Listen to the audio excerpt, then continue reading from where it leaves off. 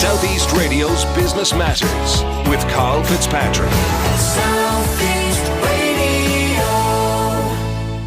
Employment law changes in Ireland at a phenomenal pace, and with a new bill hotly anticipated, it looks likely that more changes are on the way. Adrian Twomey, a solicitor with Jacob and Twomey Solicitors in Enniscorthy, joins me now to discuss this new bill and what it will mean for employers across the southeast. Adrian, I've invited you into the studio to discuss the Employment Bill 2017, which is currently making its way through the houses of the Oireachtas. But perhaps you can start the interview by providing us with an overview of the employment law landscape at the moment. So what are the main issues? Well, it's lively this year, to be perfectly honest with you, Karl, and the big issues that strike me at present are firstly the introduction of the General Data Protection Regulation, or its implementation, coming into effect on the 25th of May, and that's having a significant impact on companies and employers in particular in relation to personal data about their employees that they keep on file or on their computer systems. That's involved a lot of work for companies.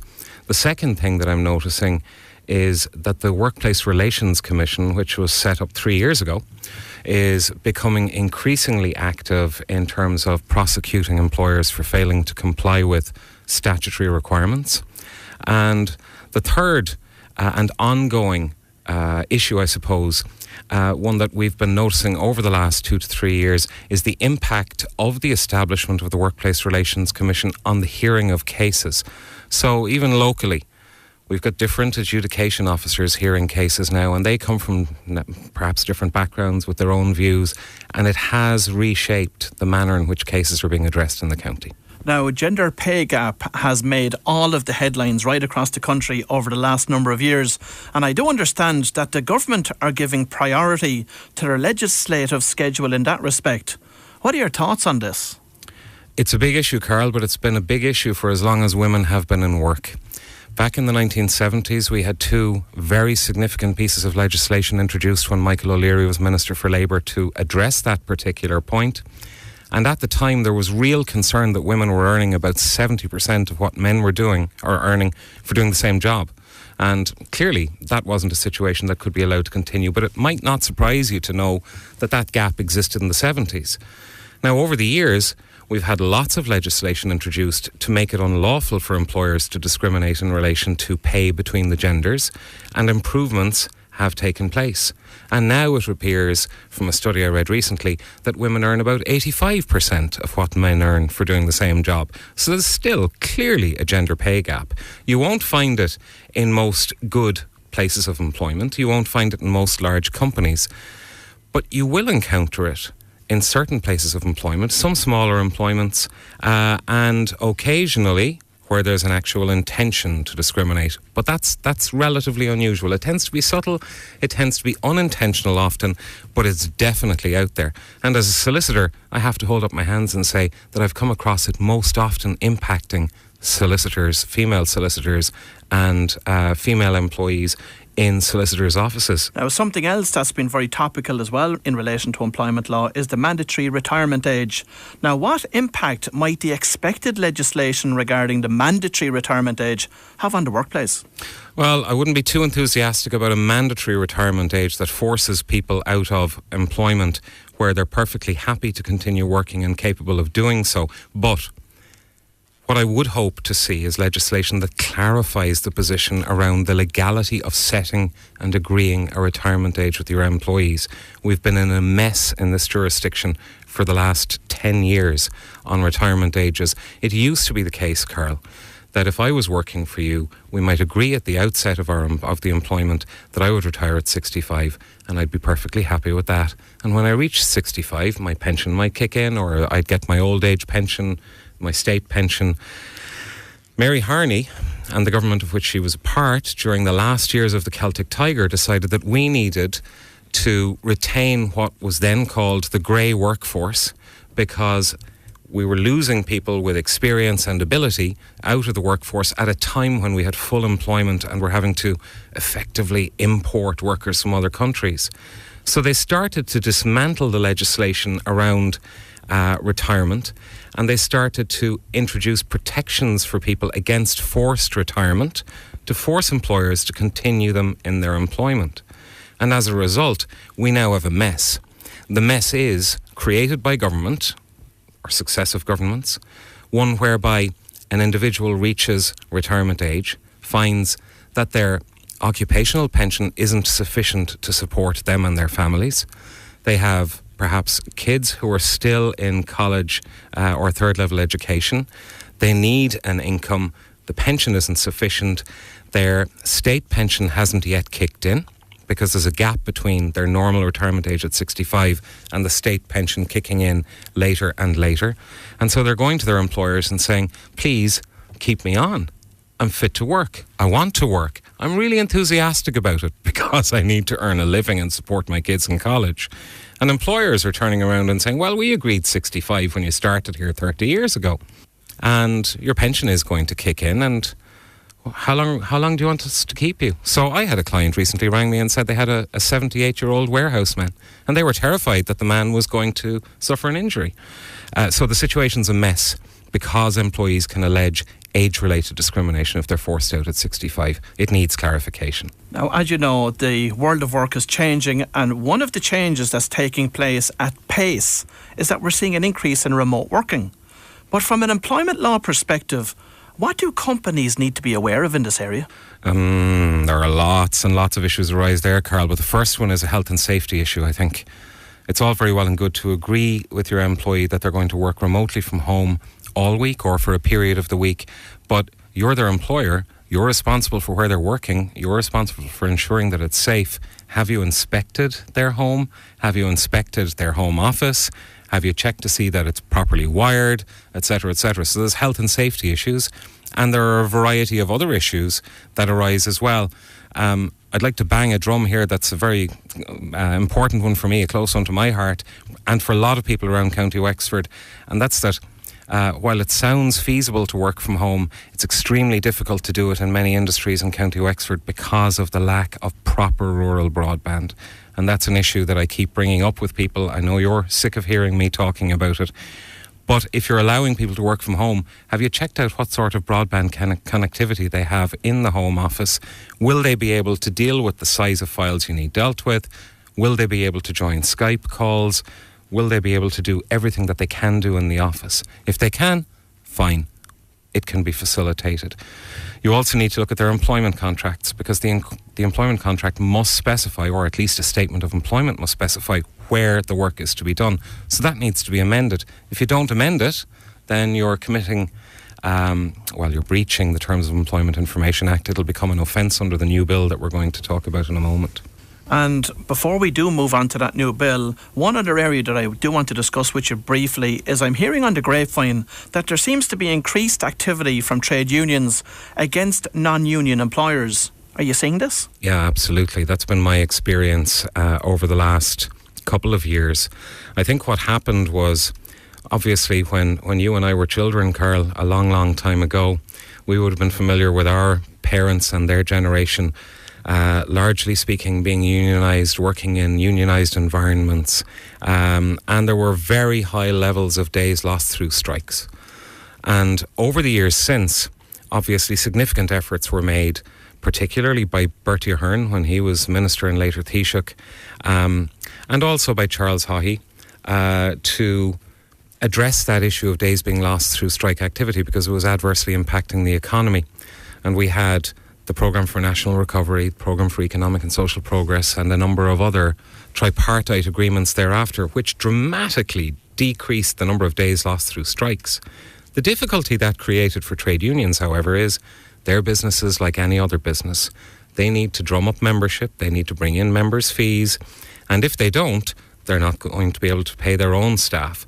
And they found that fewer and fewer people were joining unions because they didn't see the need for them. So unions have had to become more active over recent years. Some of them have done that in a very meaningful and positive way. Some of them have been less successful. But they are definitely having to go after non-union firms because there are more and more of those in the country. And why are people going to join unions if their employers won't negotiate with them? So it's a big issue. And again, it's one that's touched on by this new bill.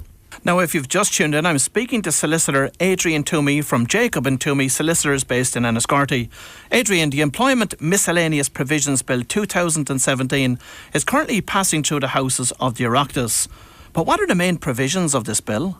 Well, it's a funny little bill, Karl, because it's something of a patchwork quilt. It addresses a number of different, completely distinct issues. But that's something that we see every few years, because typically what happens is governments introduce a large piece of legislation, like they did 3 years ago with the Workplace Relations Act, which was massively important and had a huge, huge impact on the employment law landscape. And then over the following years, they realise they made mistakes in it, they missed out on points. There are points in the legislation that are difficult, if not impossible, to understand or interpret. And so they come back in with another bill that's aimed to correct those errors. Now, that's the primary goal behind the Employment Miscellaneous Provisions Bill.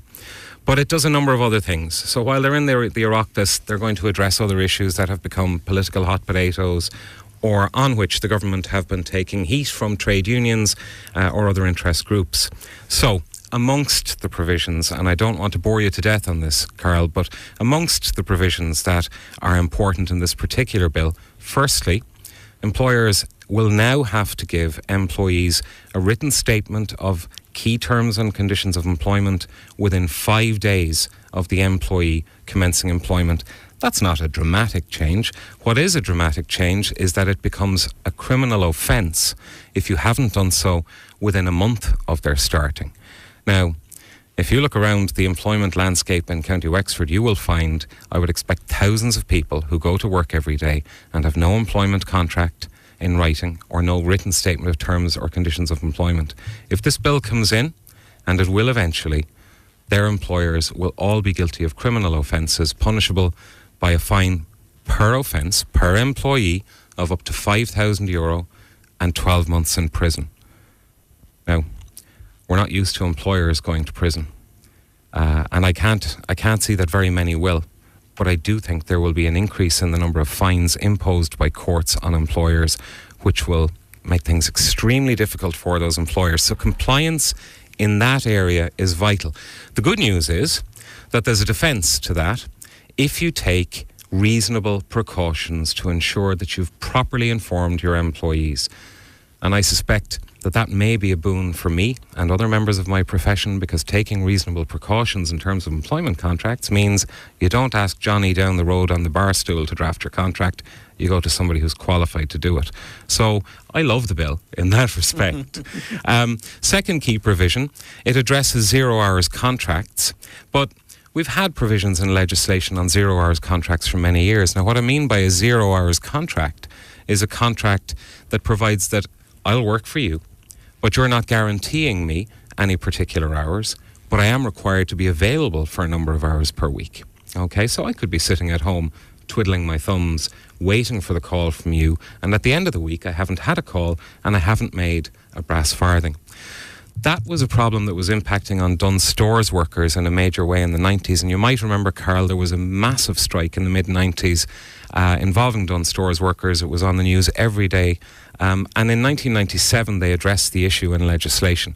Now they want to tweak that particular set of provisions so that if you are called into work in that situation, and then you get there and find that your employer is now saying, actually, we've decided we don't need you, you can go home again, the employer is going to have to pay you at least 3 times the national minimum wage for your time there.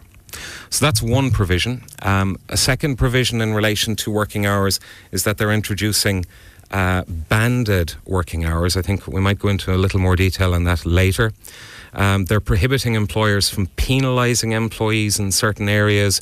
So if I ask you for my written contract or written statement of terms and conditions and you punish me by, for example, demoting me for having the cheek to ask for that, then I can bring a claim against you.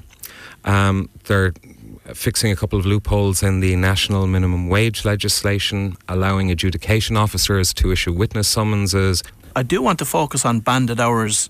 So what changes are going to come about if this bill makes it all the way through the houses? We talked about the Dunnes Store strike there a little earlier and the response in 1997 to 0 hours contracts. What this bill is concerned about is a situation where employers have attempted to get around the 1997 provisions by not giving you a 0 hours contract, but by giving you a 5 hour a week contract, for example. So they're saying to you, Karl, come in and work for us for 5 hours every week, and this is going to be your hourly rate of pay. But they know full well when they give you that contract that most of the time they're going to give you a hell of a lot more hours. So they might give you 15 hours this week, 20 hours next week, 17 hours the following week. And it goes on like that. And over the course of a year, you average, let's say, an 18-hour week. And then the employer decides, actually, we don't like Karl anymore, or we're annoyed at Karl for some reason, or for some other reason or justification, they want to reduce your hours. And they say to you, look, Karl, your contract says 5 hours. You have 5 hours next week, 5 hours the following week. There, the employee is able to now, or will be allowed under this particular statutory provision, to demand banded hours from the employer. And that's effectively something close to what they've worked on average over the course of the previous year. So if I'm working for you and you take those actions against me, I can come back to you, demand banded hours, and under the legislation, I have to get somewhere between 60 and 20 hours a week from you going forward for at least a year into the future. So I can force you to change the terms of my contract. And if you don't agree, I can take you off to the Workplace Relations Commission. The weakness in the legislation is that the Workplace Relations Commission can't award me any compensation whatsoever. So I think some employers will just ignore that provision if it comes into law and wait for employees to start making demands before they ever worry about it. A common practice, Adrian, across a number of sectors here in Ireland is to appoint independent contractors to work for companies. This is something that's also really being dealt with very seriously, isn't it, within the terms of this bill? I think this is the single biggest issue in the bill at the moment. Now, this is the one that was introduced as an amendment moved by Willie O'Dea last month. And effectively what it's saying is that if, let's say, I'm hired by a building contractor as a subcontractor to deal with, let's say, plastering a house, but I'm working 40 hours a week on that house, really, it's arguable that I'm an employee there, that I'm not really an independent contractor. And what the legislation is now saying following that amendment last month is that in that situation, the main contractor is committing a criminal offence because they're mislabelling a person who should be deemed to be an employee. Now, the Minister is deeply concerned about the provision, and I suspect that she's going to go away, talk to employers, talk to unions, talk to different representative bodies, and come back and try to put pressure on Willie O'Dea to back down on that particular point. But what it's going to do is it's going to delay the implementation of this bill. I'd be very surprised if this comes into effect, into law this year. I think it's going to be 2019. It will come in. The big question is, will that provision about independent contractors remain in it? If it does, this is a bombshell. It's going to have a huge effect on the economy. Southeast Radio's Business Matters with Karl Fitzpatrick. Southeast